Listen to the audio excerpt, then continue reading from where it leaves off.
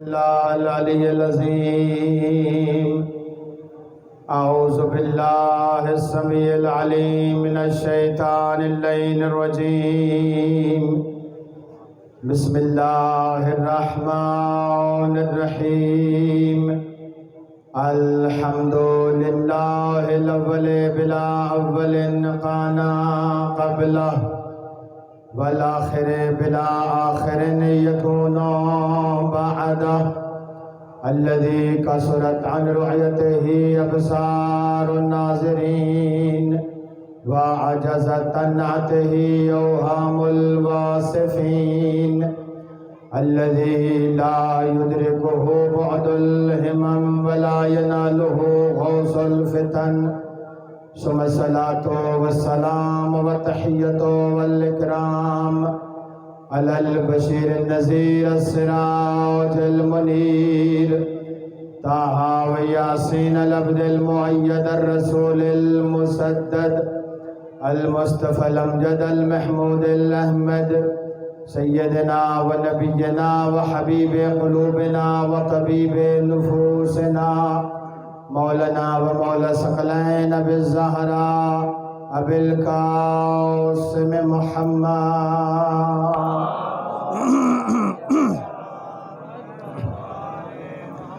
وعلى أهل بيته الطيبين الطاهرين المعصومين المظلومين الذين أذهب الله عنهم الرجس وطهرهم تطهيرا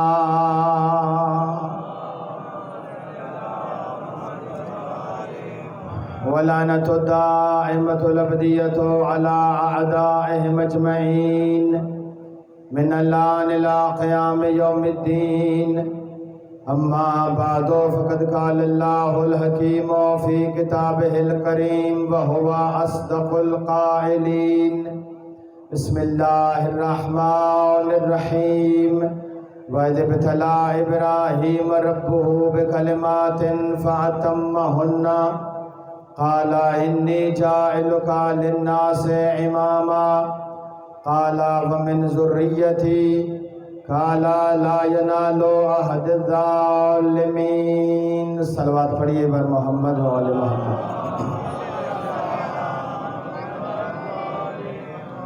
اس آیا وفی ہدایہ کے ذیل میں سلسلے گزارشات جاری ہے۔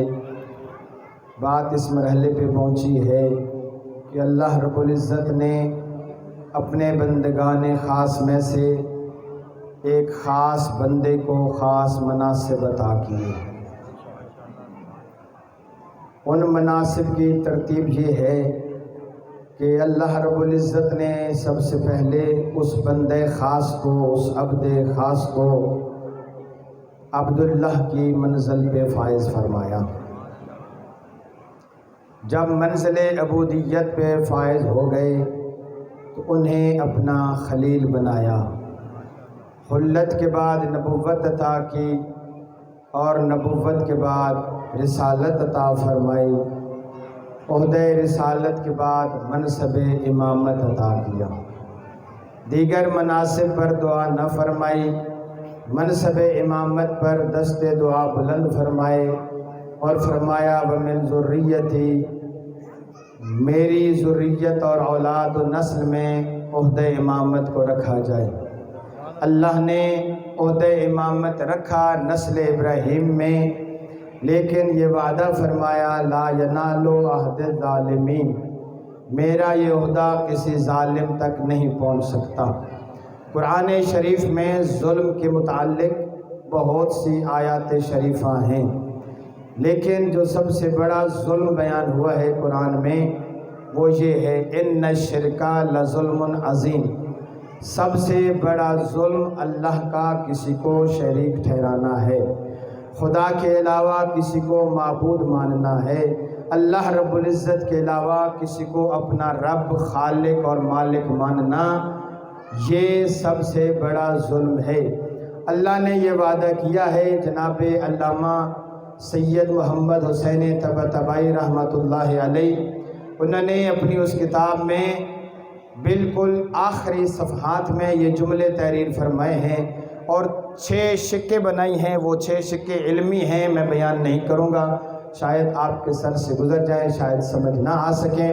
خلاصہ یہ ہے کہ وہ بیان فرماتے ہیں اللہ رب العزت نے امامت کا عہدہ کسی ظالم تک نہیں جانے دینا۔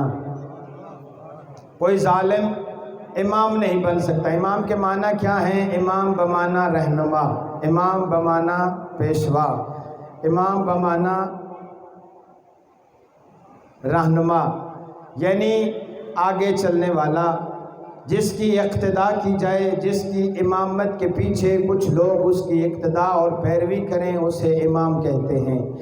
علامہ بیان فرماتے ہیں اللہ رب العزت نے اس آیت شریفہ میں یہ بیان کا، توجہ میری طرف فرمائیں، ادھر ادھر نہیں دیکھیے گا، بالکل میری طرف توجہ فرمائیں تاکہ الفاظ اب آپ کے اذہان عالیہ کے سپرد ہو سکے۔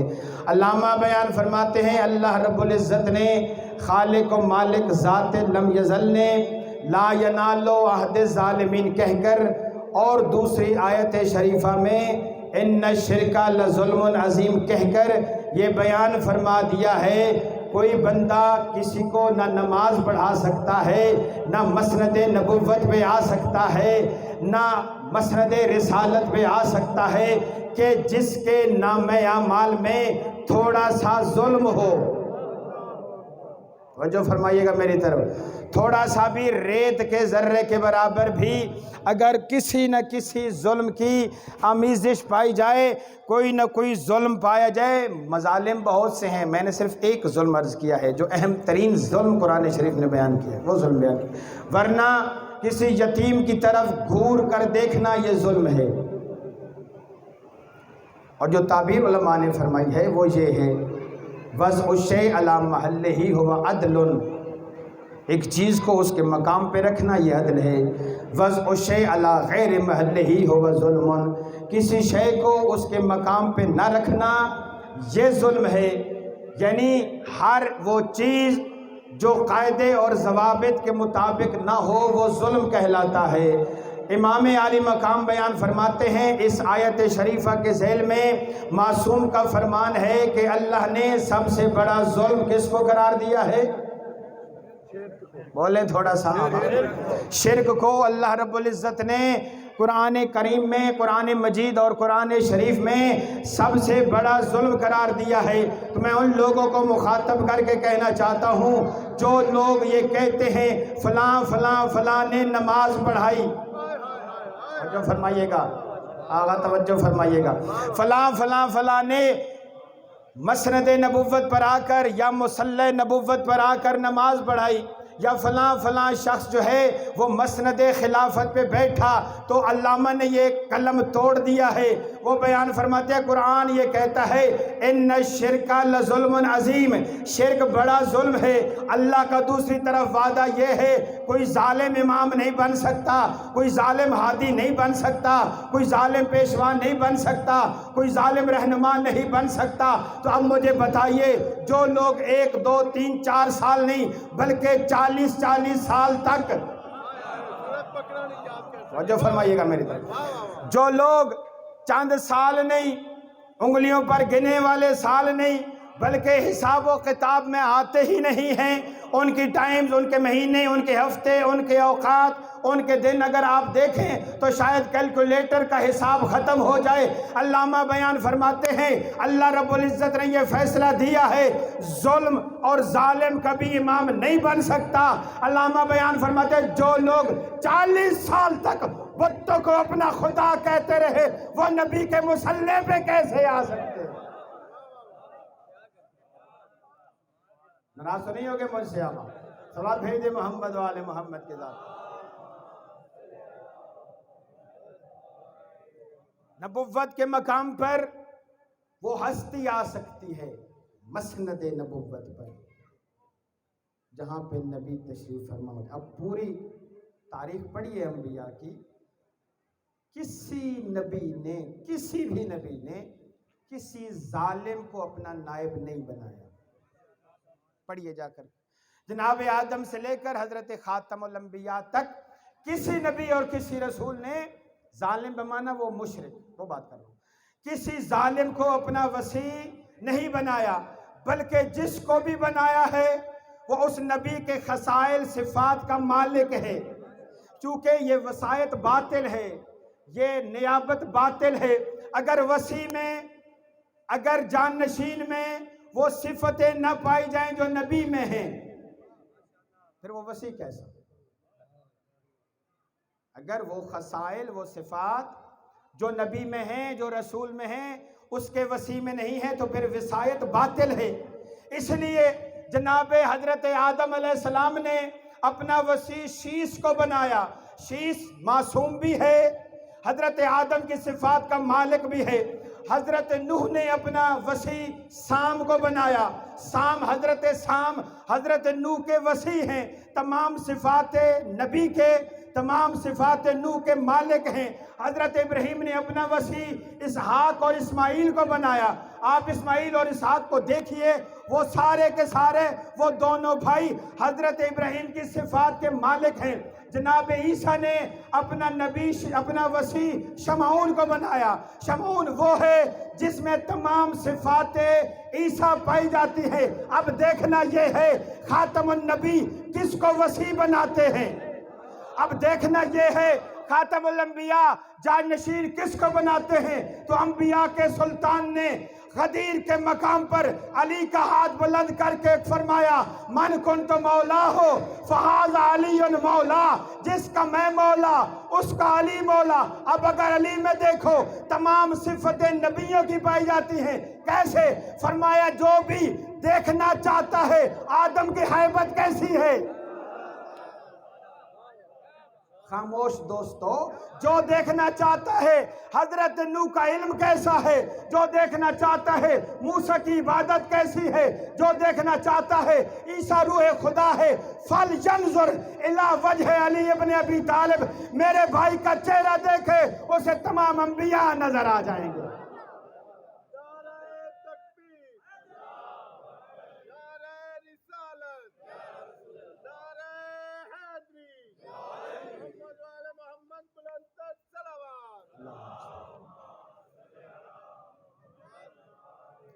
بات اذہان عالیہ تک منتقل ہو رہی ہے نا؟ تو اب دیکھنا یہ ہے کہ وصی میں یہ قاعدہ آغا صاحب قاعدہ کلیہ نبوت ہے، علماء نے لکھا ہے، تسنن و تشیع سب نے لکھا ہے، ورنہ یہ عقل کہتی ہے باطل ہے۔ آپ اپنا نائب کسے بناتے ہیں؟ راہ چلتے بندے کو تو نہیں بناتے نا۔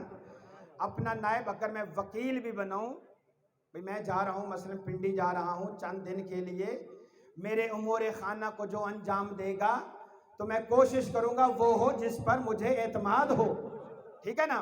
آپ چند دن کی وکالت اور نیابت اور وصایت کسی عام شخص کو دے نہیں سکتے۔ خاتم الانبیاء اس کائنات کو کس کے سپرد کریں؟ کیا کسی مشرک کے سپرد کریں؟ نہیں، قاعدہ یہ ہے، خاتم الانبیاء اسی قاعدے کے تحت فرما رہے ہیں۔ تو لہذا فرمایا جس نے صرف میری صفتیں نہیں بلکہ میں نے روایت تو آدھی پڑھی ہے، فرمایا جو بھی شمس مضی کو دیکھنا چاہے، یعنی اس سورج روشن کو دیکھنا چاہے، جو قمر مجھی کو دیکھنا چاہے، جو چاند دمکتے کو دیکھنا چاہے، جو کوکب دری کو دیکھنا چاہے، وہ میرے بھائی علی کو دیکھ لے۔ تو یہ تو ہستی ہوگی جس میں تمام انبیاء نظر آتے ہیں۔ لیکن اگر آپ ہسٹری کا مطالعہ فرمائیں، میں ایک طرف اور لے کر جاننا چاہتا ہوں آپ کو۔ فرمایا میرے بھائی علی کے چہرے میں سارے انبیاء کا عکس تمہیں نظر آئے گا، لیکن مجھے ایک ہستی نظر آتی ہے جس کے بارے میں معصوم فرماتے ہیں اذا ظہر القائم اسند القعبہ، جب میرا بیٹا ظہور فرمائے گا، آخری امام جب وہ ظہور فرمائے گا، اسند الی الکعبہ، کعبہ کی دیوار کے ساتھ تقیہ زن ہوگا اور خطبہ دے کر کہے گا جو بندہ بھی من ارادہ ای ینظر الی آدم و شیش وانازا آدم و شیش، اوئے ہوئے جن کو سمجھ آئی ہے نا،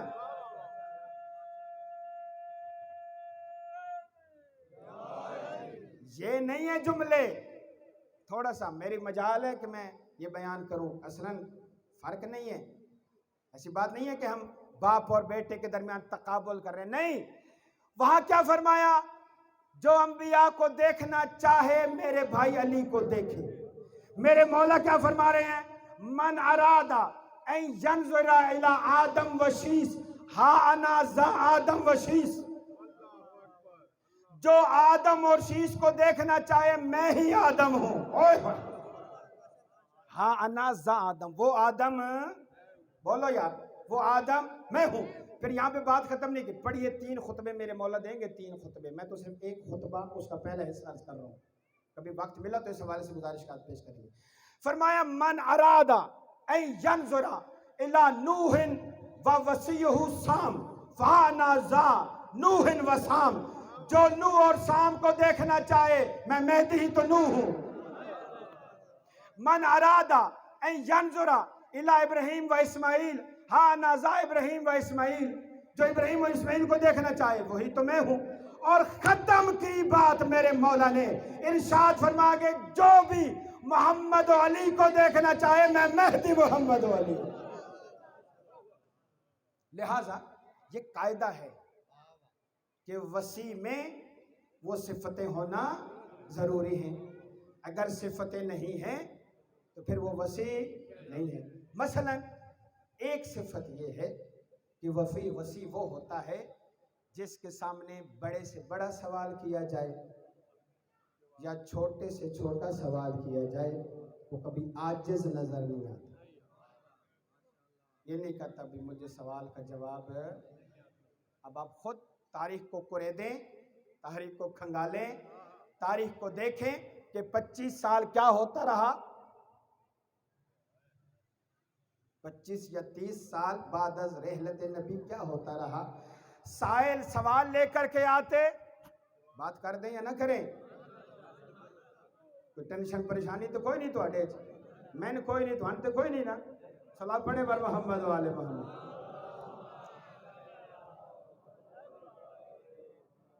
میں عام بات نہیں کرتا ہوں آقا جان، کتاب کا حوالہ لیں، علامہ شیخ صدوق علیہ رحمہ، ان کی کتاب ہے التوحید، شیخ صدوق کی کتاب ہے التوحید، اس کے صفحہ نمبر 439 پہ یہ باتیں لکھی ہوئی ہیں جو عرض کر رہا ہوں۔ لڑائی کرنی ہوئی تو جناب شیخ صدوق نال کرے، جب مل گئے تو انہوں نے جنت چ لبسن، دنیا چ کوئی نہیں لبنا، ٹھیک ہے۔ علامہ بیان فرماتے ہیں کہ 25 سال تک سائلین مسجد نبی میں آتے، منبر نبی کے سامنے کھڑے ہوتے، سوال کرتے، بجائے اس کے کہ سوال کا جواب ملتا قتل کی دھمکیاں ملتی تھی۔ نکل جاؤ دربار سے، کی وجہ سوال لائے ہو تسی، یہ کیسے سوال ہے؟ کتابیں بھری پڑی ہیں، وقت نہیں ہے میں وہ بیان کروں۔ کہتے ہیں 25 سال، یہ روایت ہے اور اللہ کرے میں یہ پوری روایت آج بیان کر سکوں، دعا کرے میں بیان کر سکوں، ورنہ 2.5 صفحے کی روایت ہے بخاری سے، 2:30 بجے تک تو بیٹھنا چاہیے نا، تھوڑی مرضی ہے کوئی نا۔ صلاۃ پڑھیے بر محمد۔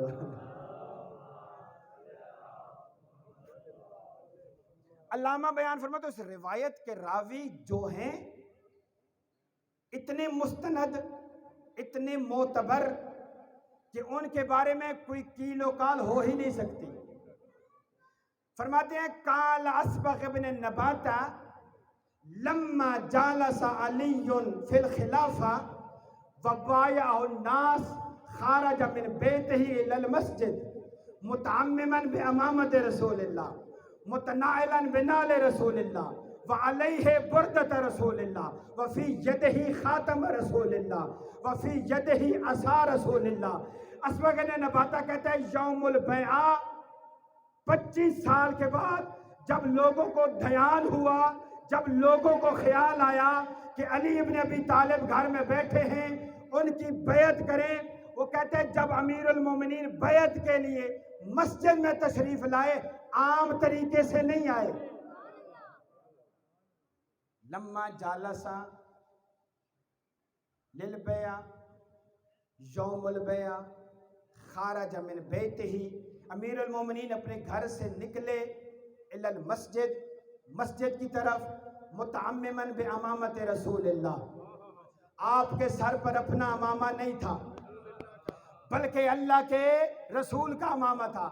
متناعلاً بنال رسول اللہ, آپ کے پائے مقدس میں اپنے جوتے نہیں تھے بلکہ اللہ کے حبیب کے جوتے تھے.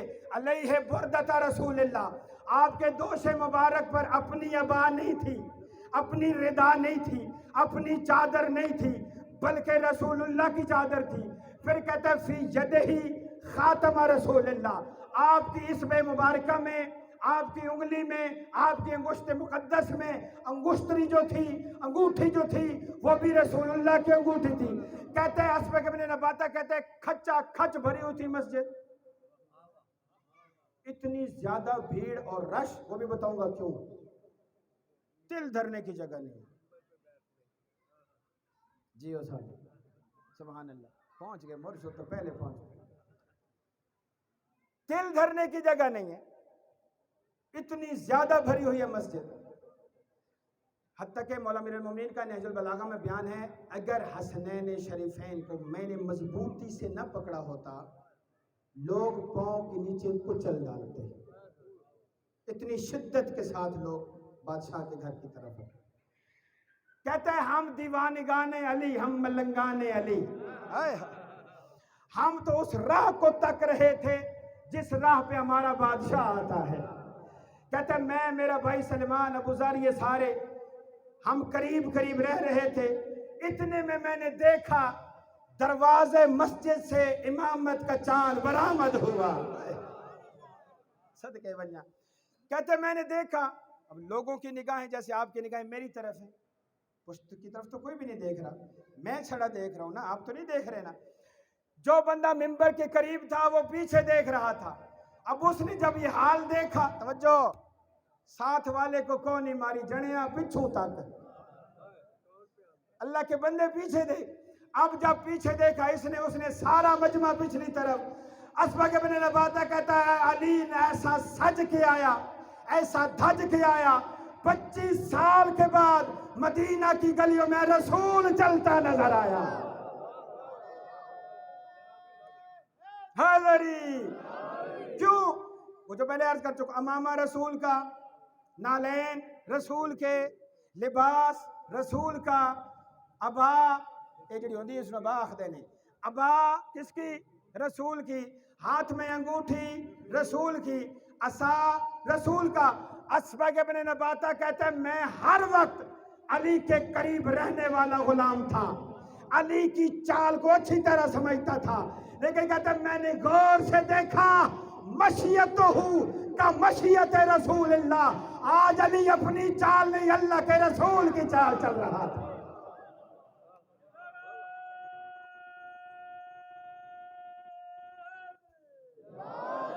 اپنی چال نہیں. 3 ہستیاں ہیں بلکہ 4, ایک کو تو کہا ہی رسول گیا ہے نا, من اشبہ الناس برسول اللہ منطقا وخلقا وخلقا شبیہا رسول اللہ. یہ تو حضرت علی اکبر کے بارے میں کہا گیا ہے, لیکن تاریخ میں 3 ہستیاں نظر آتی ہیں جو اگر قدم اٹھاتی ہیں تو رسول اللہ کی طرح, یا رسول اللہ کی بیٹی فاطمہ زہرا سلام اللہ علیہ, یا علی ابن ابی طالب, یا حسین ابن علی کربلائے معظم. میں اس طرف نہیں جا رہا. کہتے ہیں امیر المومنین, صدقے ونیا تیری عظمت تو, پتہ نہیں تسی کتھے بیٹھے ہو تے میں تھوڑے کے کی پڑھدا بنا, میں نے نہیں سمجھ آ رہی, کیونکہ لذت میں محسوس کرو نہیں لے رہے آپ. لیکن یہ جملہ کہہ رہا کر کوشش کر رہا ہوں آپ کے ذہن میرے ساتھ ملیں. رش اس لیے تھا, ممبر کے زینے ابھی گنے کتنے ہیں, 3. استاندار ممبر کے زینے 3 ہوتے ہیں, 1 2 3, پھر مسند ہوتی ہے, بیٹھنے کی جگہ ہوتی ہے. کہتا ہے مسند جو تھی اس پہ تو کسی میں جرت نہیں تھی بیٹھے, چونکہ وہ مسند عام مسند نہیں تھی بلکہ اللہ کے, بسم اللہ کرا, اللہ کے رسول کی مسند تھی. زینے تھے 3. میں گل کراں شاہ صاحب یا نہ کراں, تینوں زینے ہو گئے ختم. وہ صدقے ونیا, ایک پہلے صاحب, دوسرا زینہ بولے दूसरे साहब, तीसरा जीना, तीसरे साहब। लोग देखने आए थे, आज अली खुतबा बैत देगा तो कहां देगा। हाय हाय, सीने पे बैठ कर, सीने तो खत्म हो गए, जड़े आपने ना ला ले। भाई ये दरी आपकी है, मेरी तो नहीं है ना। ये जो घड़ी है ये मेरी है, आपकी तो नहीं है ना। वो सीने नाम लग चुके थे। अली किसी पर हाथ लगाने वाला नहीं है, किसी की चीज को हथियाने वाला अली है ही नहीं। मिंबर पे बैठ नहीं सकते, लोगों का काम तो यही था ना, मिंबर पे तो नहीं बैठ सकते। ये उनके ज़हन में ये था, ये तौहीन रिसालत है, नहीं बैठ सकते। लिहाजा या खड़े होकर सदके जामा, या बैठकर, या नया मिंबर मंगाकर कहता है असबग इब्न नबाता, मैंने जुमला कहना है, मेरी गर्दन कट सकती है ये जुमला कहता हूं मैं। आपने समझना है, अल्लाह करे तो उसे समझ जाओ, ठीक है ना। कहता है लोग इस दर में थे, इस सरगर्दानी और हैरानी में थे, अली खुतबा देगा तो कहां देगा, अली खिताब करेंगे तो कहां करेंगे। असबग इब्न नबाता कहता है खरामा खरामा चलता अली, आहिस्ता आहिस्ता चलता अली। उस मिंबर के करीब आया, फिर अपना रुख अनवर, अपना चेहरा मुनव्वर, बल्कि यूं कहूं वजहुल्लाही चेहरा लोगों की तरफ किया, मजमा की तरफ किया। असहाब ने गर्दनें उठाई, सदके थी वहां तेरी अजमत को। असहाब ने अपने शाने बुलंद किए, आंखें फट गई। ओ अली के करूं में क्या कर रहा है, मिंबर के करीब क्यों आ रहा है। असबग इब्न नबाता कहता है सहाबा ने देखा, अली ने दाएं बाएं देखा, अपना दायां कदम उठाया और सदके में मिंबर के पहले सीने पे रखा। मैं ये कहता हूं, ये जुमला था जिसकी मेहनत की है, मैं ये कहता हूं अली ने मिंबर के सीने पे कदम नहीं रखा, बल्कि पहली खिलाफत के बुतलान पे कदम। ओए हो चिन्होट वालो, अली ने, बड़ी बुलंद आवाज से कह रहा हूं, क्योंकि मैंने पहले दिन अर्ज किया था, खिलाफत बंदों की वोटिंग का नाम नहीं है। इन्नी जाइलुन फिल अर्ज़ खलीफा, खलीफा हम बनाते हैं। या दाऊद जालना का खलीफतन फिल अर्ज़, ऐ दाऊद हमने तुम्हें खलीफा बनाया है, लिहाजा किसी छप्पर के नीचे बैठकर, भाई किसी कुटिया में बैठकर किसी की खिलाफत का फैसला नहीं हो सकता, बल्कि खिलाफत का फैसला 18,000 लोगों में होता है, जहां पर हाथ बुलंद करके कहा जाता है ये मेरा खलीफा है। लिहाजा इसलिए कह रहा हूं, अमीरुल मोमिनीन ने, वक्त है ना मेरे पास, आका सवाल पढ़िए पर मोहम्मद वाले मोहम्मद। तंगे वक्त की तो हमें दिक्कत नहीं है ना। लिहाजा लोग हो गए परेशान, सदके थीवा तेरी अजमत तू या अली। पहला कदम रखा कहां पर, पहले जीने पर। अली ने पहले जीने पर कदम रख कर बताया खिलाफत मेरा हक है। दूसरी जीने पर कदम रख कर अली ने बताया खिलाफत मेरा हक है। तीसरे जीने पे कदम रख कर बताया खिलाफत इलाहिया का मैं हकदार हूं। असबग इब्न नबाता कहता है जालसा अला मजलिस रसूलिल्लाह व शब्बक बैन असाबिही व अज़वल बतनिही। कहते अली इतना मुतमईन बैठा, आय हाय हाय, इतने इत्मीनान से बैठा जैसे बच्चा माँ की गोद में बैठता है। जालसा अलल मिंबर फसायदा अलल मिंबर व जालसा अलैहि मुतमक्किनन। पूछो मौलवियों को मुतमक्किनन के माना क्या होते हैं। मुतमक्किन तमक्कुन से निकलता है, तमक्कुन का उर्बी में माना सुकून है, आरामिश है। पूरे सुकून के साथ क़यामत ढा दी अली ने। काश क़यामत आ जाती तो बंदों के दिल न जलते। पता नहीं तुसी किथे बैठे हो तो मेरी गल्ला समझेंदे बदे हो कोई नहीं। कहते हैं जब अली इब्ने अबी तालिब आए सदके, जब मसनद नबी पे आया, एक ने इसको कोहनी मारी, दूसरे ने उसने को कोहनी मारी, तीसरे ने उसको आंख मारी, ये क्या कर रहा है। कहते हैं थोड़ी देर बाद علی نے اپنی دونوں ہاتھوں کی انگلیاں ایسے ڈالی، ایسے شبک بین اصابعہ، اپنی انگلیوں کو انگلی میں ڈالا، ووضع اسفل بطنہ، اپنے بطن شریف پر رکھ کر فرماتا ایھا الناس سلونی قبل ان تفقدونی۔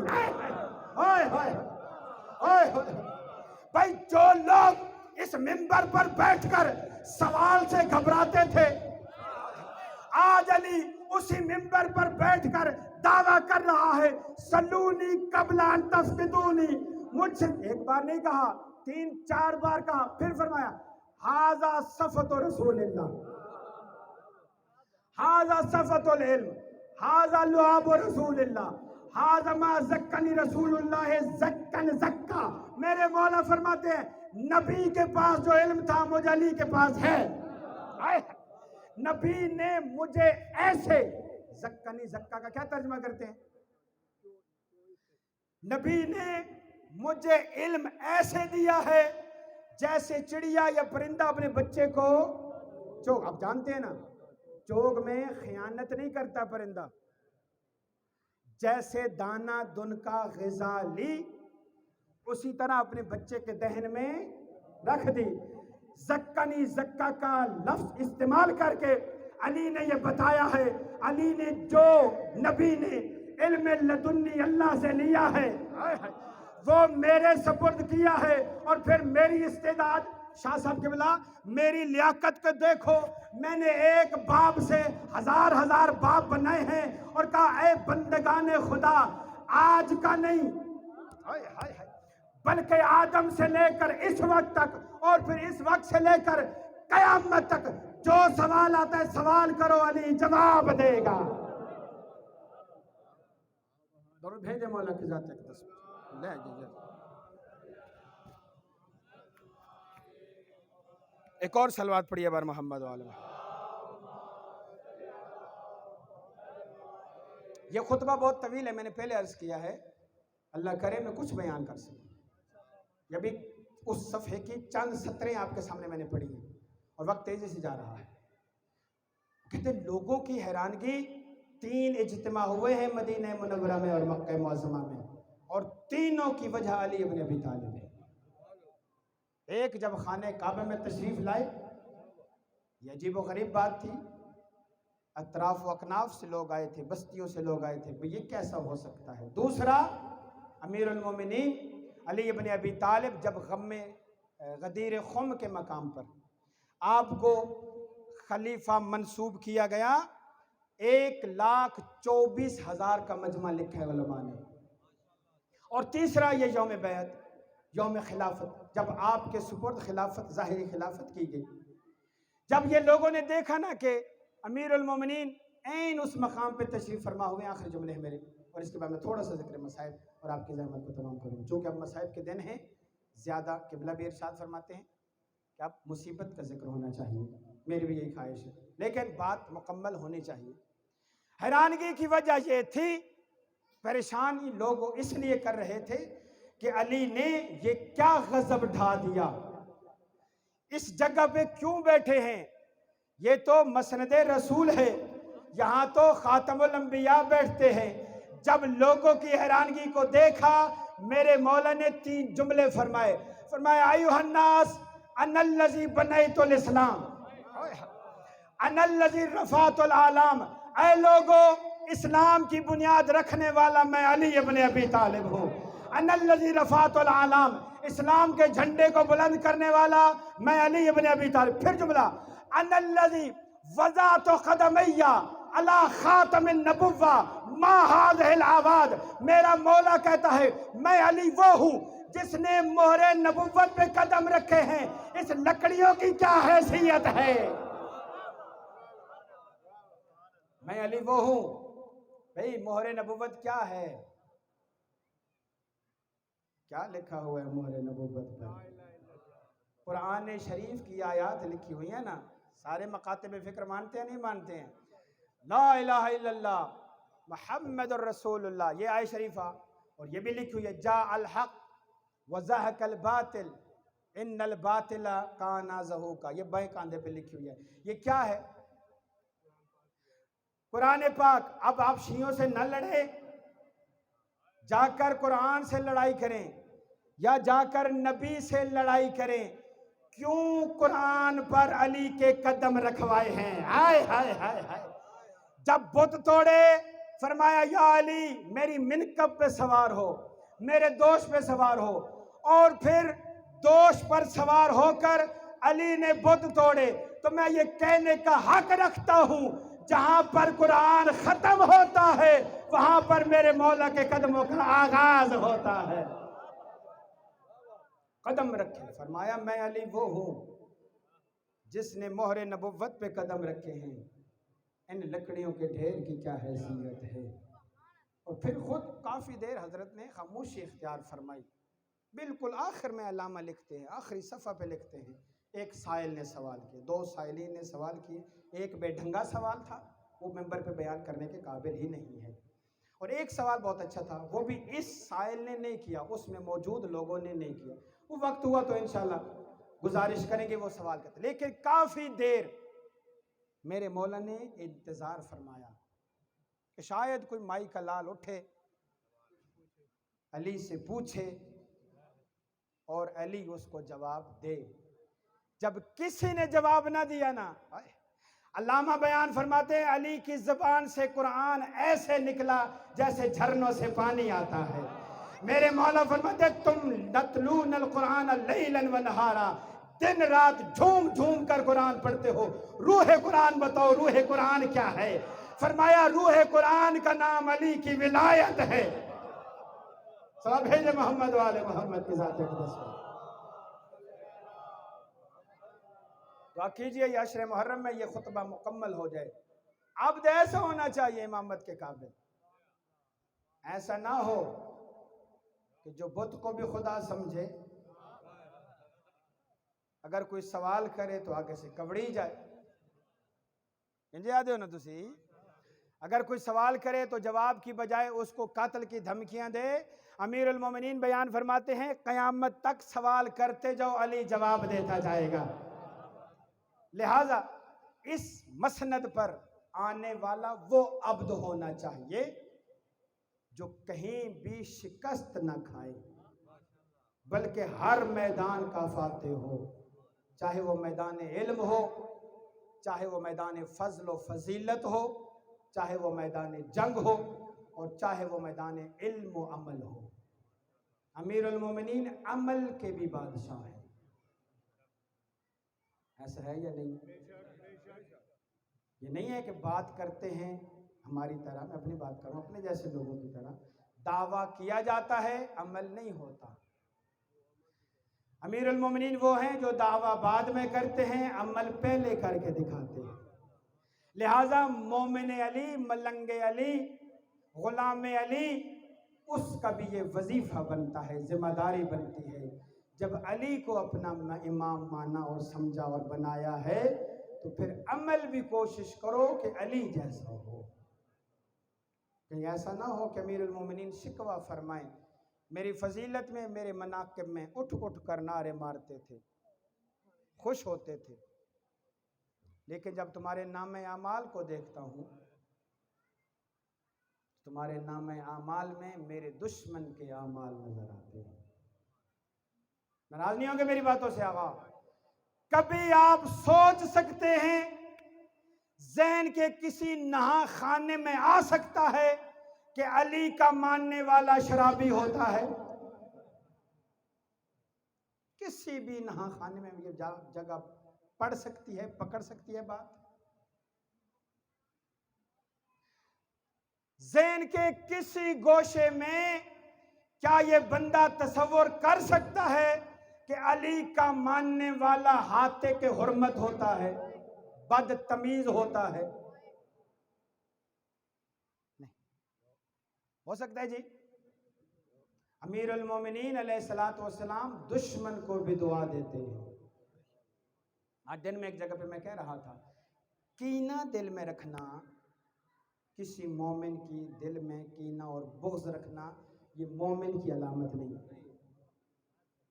بھئی سامنے میاں مٹھو سامنے آ جائیں سجاد شاہ صاحب قبلہ تو میں تعریفات کے پل باندھ دوں، اور جیسی قبلہ نظروں سے اوجھل ہو جائیں تو میں ان کا سرکار ذکر خیر شروع کر دوں۔ اکثر لوگ کہتے ہیں نہیں آپ کا ہم ذکر خیر کرتے ہیں، وہ ذکر خیر ذکر غیبت ہی ہوتا ہے، ٹھیک ہے نا؟ یہ مومن کی علامت نہیں ہے۔ علامہ سیدنا المعظم روح اللہ الخمینی علیہ رحمہ وہ پوری دعوے سے کہتے ہیں، پوری زندگی نہ میں نے غیبت کی ہے نہ کسی کی سنی ہے۔ ایک بندہ آیا، طالب علم ہوتے ہیں نا جیسے طلاب عزیز، اس نے اپنے دوست کی وہ ماشاءاللہ ذکر خیر کرنا، آقا نے رخ اس طرف پھیر دیا۔ وہ طالب علم سچا تھا، سمجھدار اور عقل مند تھا، سمجھ گیا حضرت آقا کو میری بات پسند نہیں آئی۔ علامہ نے دونوں انگلیاں اپنے کان میں دے کر فرمایا، تجھے شرم نہیں آتی؟ تو کیسا شیعہ علی ہے؟ اس علی اور اس نبی نے فرمایا ہے جو غیبت کرتا ہے، جو کسی مومن کا ذکر بد کرتا ہے، وہ اس کا گوشت کھاتا ہے۔ میرے مولا جناب آقا خمینی فرماتے ہیں، بندہ سب کچھ ہو سکتا ہے، نہ جھوٹ بول سکتا ہے، نہ چوری کر سکتا ہے، نہ غیبت کر سکتا ہے۔ زبانی کلامی غلام علی کہلوانا بڑا آسان ہے، عمل کر کے دکھانا یہ مشکل ہے۔ امیر المومنین نے اس عمل سے بتایا ہے، منبر رسول پر بیٹھ کر بتایا ہے کہ میں واحد علی ہوں جو اس منبر پر بیٹھنے کے قابل ہوں۔ میں اور آپ نے اپنے کردار سے بتانا ہے، میں واحد بندہ ہوں جو غلام علی ہوں۔ جی جی، اگر کردار میری بات کی ضمانت دیتا ہے تو پھر تو میں ہوں غلام علی، پھر تو ہوں میں ملنگ علی، لیکن زبان اور کردار اور ہے تو پھر اور تو سب کچھ ہو سکتے ہو، غلام علی لہذا کردار ہونا چاہیے۔ اور امیر المومنین علیہ السلام کے ماننے والے دنیا میں معروف ہی کردار کی وجہ سے ہیں۔ کیا صادق آل محمد کا فرمان نہیں ہے، اگر کسی شہر کسی بستی میں جاؤ اور تمہیں امانت دار بندے کی ضرورت ہو، اس بستی میں اس پوری 50,000 نفوس پر مشتمل بستی میں صرف ایک ہمارے ماننے والا ہو، بقیہ سارے کے سارے ہمارے ماننے والے نہ ہوں، اگر کوئی پردیسی آ کر امانت سپرد کرنا چاہے، اگر کوئی پردیسی آ کر کوئی حق اور سچ بات کرنا چاہے، تمام بستی کی انگلیاں اسی ملنگ علی کی طرف اٹھیں۔ اگر کوئی سچا ہے ہمارے گاؤں میں یہ ہے، اگر کوئی کردار کا دھنی ہے تو یہ ہے، اگر کوئی امانت دار ہے تو یہ ہے، اگر یہ ہے تو پھر تو ہم ہیں ملنگ علی اور ماتم حسین کے بھی حقدار ہیں۔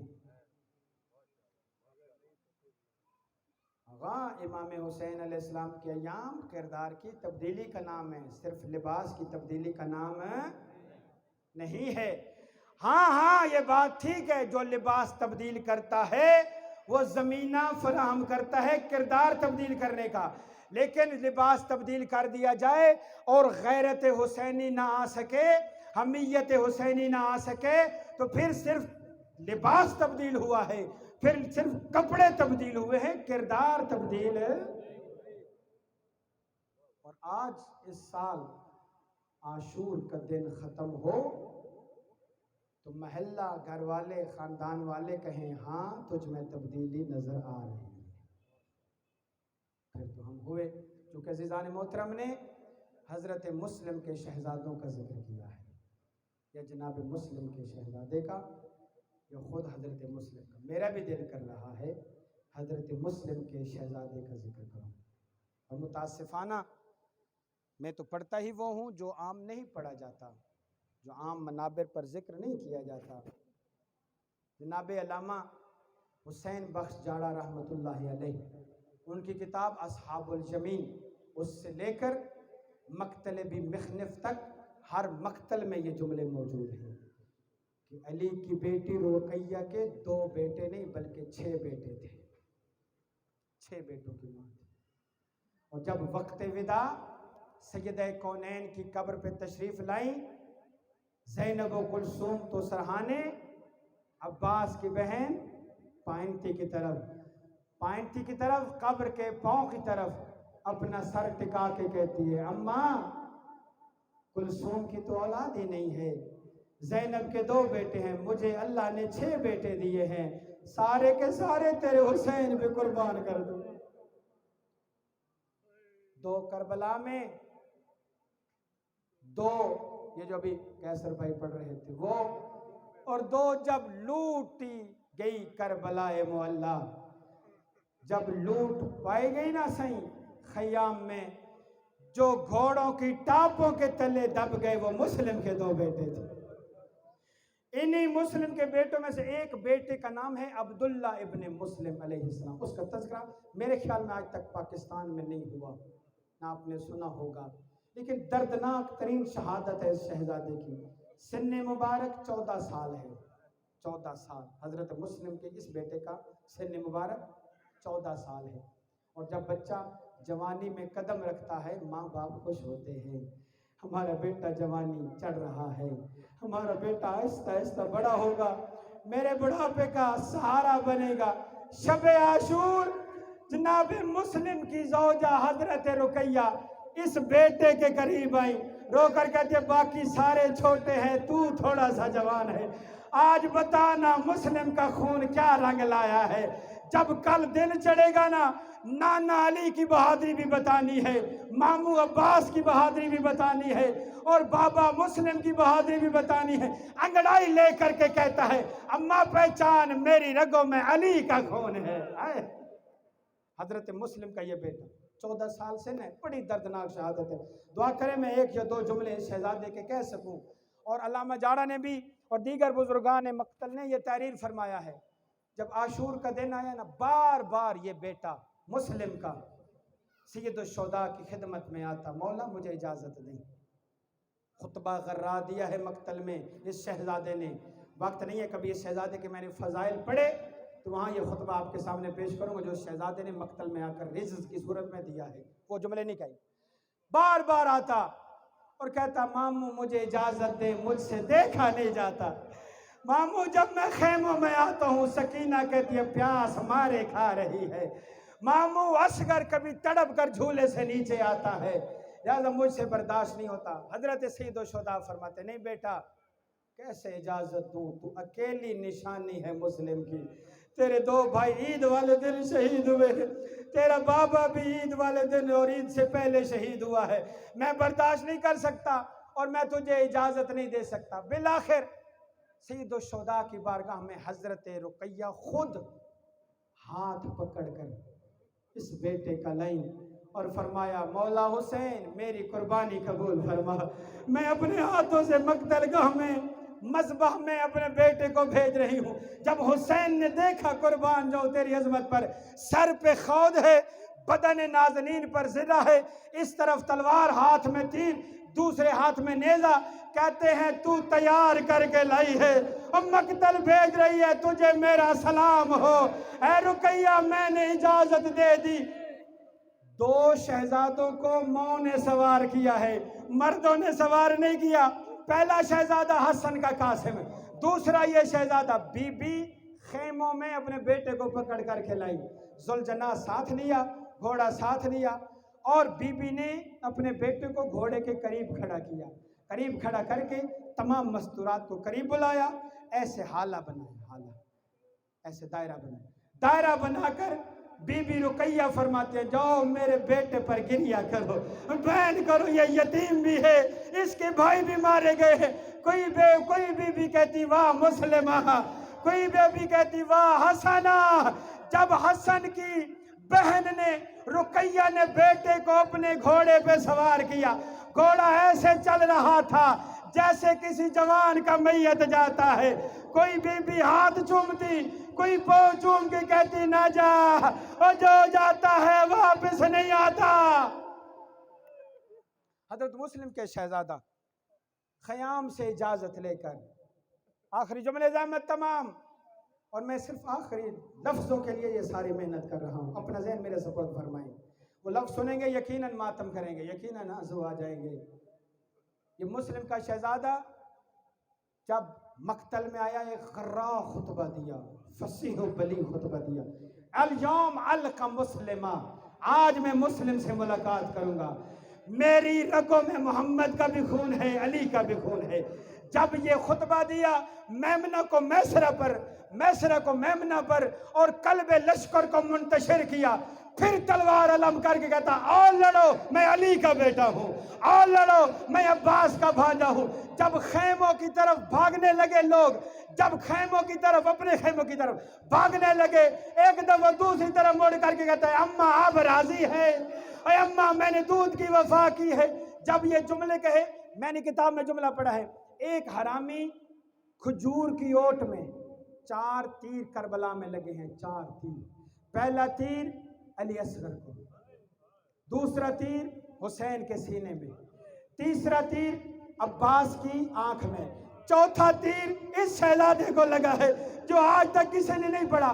یہ بے غیرت کھجور کے تنے کی اوٹ میں بیٹھا تھا، زے میں اس نے تیر ڈالا ہوا تھا، سامن مخدد بسم میں، ایسا تیر جو زہر میں بجھا ہوا تھا، جس کے 3 شاخیں تھے۔ اس نے زور سے مارا۔ مجھے بتاؤ جب کوئی پتھر آئے آپ کیا کرتے ہیں؟ ہاتھ ماتھے پہ رکھتے ہیں نا، اس نے ماتھے کا نشانہ لیا، جب پیشانی کی طرف آیا شہزادے نے ماتھے پہ ہاتھ رکھا۔ روایت یہ کہتی ہے ایسے سل گیا ہاتھ جیسے کپڑا سیا جاتا ہے، اور بدن سے جدا نہ ہوا۔ یہ شہزادہ اپنے ذوالجناح سے زمین پہ آیا۔ میں پھر مقابلہ نہیں کر رہا، لیکن مسلم کا یتیم اور اکبر میں فرق ہے۔ اکبر میں برچھی لگی، حسین نے نکالی، اکبر کی برچھی لگی، بابا نے نکالی۔ اب جب اس کو تیر لگا دشمن قریب آیا، اور یہ برداشت کر لینا، اگر دل دکھے مجھے معاف کرنا۔ علامہ نے جملے لکھے ہیں، چونکہ کمپٹیشن تھا، مقابلہ تھا، جتنے سر زیادہ آئیں گے اتنا مقابلہ، اتنا اس کو انعام ملے گا۔ اس بدبخت نے، معاف کریں گے مجھے، پہلے ہاتھ جوڑ رہا ہوں، سادات معاف کریں گے، اس بدبخت نے اپنے دونوں زانو حسین کے بھانجے کے سینے پہ رکھے، پوری جوانی کا زور لگایا، لیکن تیر نہ نکلا۔ اس نے اپنی فوج کو بلایا، پوری فوج نے زور لگایا، تیر نہ نکلا۔ حمیدہ بہن دیکھ رہی تھی، رو کر کہتی اماں میں شکایت بابا سے کروں گی، اور میرا اکیلا بھائی ہے، کوئی مدد کرنے والا نہیں ہے، میرا غریب بھیا ہے۔ تیر نہ نکلا، کسی بنی ہاشم نے نہیں نکالا۔ روایت کے جملے ہیں، اس ملعون نے دونوں زانو شہزادے کے سینے پہ رکھے، سینے پہ رکھ کر تلوار سے اس سر کو جدا کیا، ہاتھ کو بھی جدا کیا، ہاتھ سینے اس طرح ماتھے پر لگا ہوا تھا، تیر چبھا ہوا تھا۔ جب بہن نے سر نوکے زنا پہ دیکھا، رو کر کہتی اماں میں کوفہ جاؤں گی، بابا کو شکایت کروں گی۔ جب کوفہ آئی ادھر مسلم کا سر سامنے لٹکا ہوا تھا، رو کر کہتے یا اماں انی اشم رایت ابی، مجھے بابا کی خوشبو آ رہی ہے۔ جب خوشبو کا نام آنا تھا حمیدہ کی مان کا وہ دیکھ، اب جب دیکھا دارالعمارہ پر گھوڑے سے زمین پہ آئی، رو کر کہتی ہے بابا اور میں یتیم ہو گئی، بابا میرے بھائی مارے۔ اللہ لعنت اللہ علی القوم الظالمین وسیعلم الذین ظلموا ای منقلب ینقلبون۔ الہ العالمین قلیل توسل قبول اور مقبول فرما۔ کوئی نقص